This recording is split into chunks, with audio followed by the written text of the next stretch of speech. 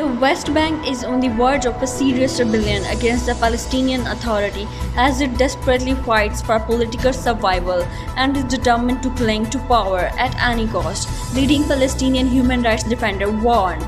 For 4 days, Palestinians have been taking to the streets of main cities in the Israeli-occupied West Bank, protesting against the death of Nizar Bennett, a political activist and a big critic of the PA, who has been beaten by PA security forces, presumed to be members of the Preventive Security Services.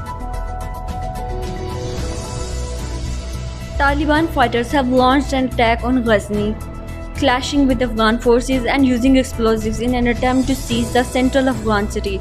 Local officials have said assault on Ghazni on the highway linking the capital Kabul with the southern province of Kandahar ramps up the Taliban's offensive against the government and comes as foreign troops prepare to exit from the war-torn country in less than 3 months.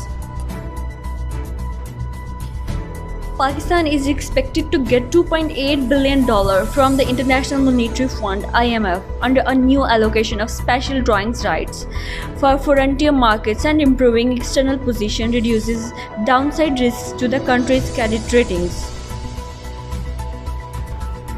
The textile industry is an ever-growing market worldwide. Likewise, it is considered one of the most vital sectors for Pakistan's economic growth. Having mostly recovered from the COVID-19 pandemic, the Pakistani textile industry has picked up a growing pace. Multiple international and external factors have helped textile exports to become competitive in the global market. US President Joe Biden vowed to ensure Iran does not acquire a nuclear weapon while he remains in office.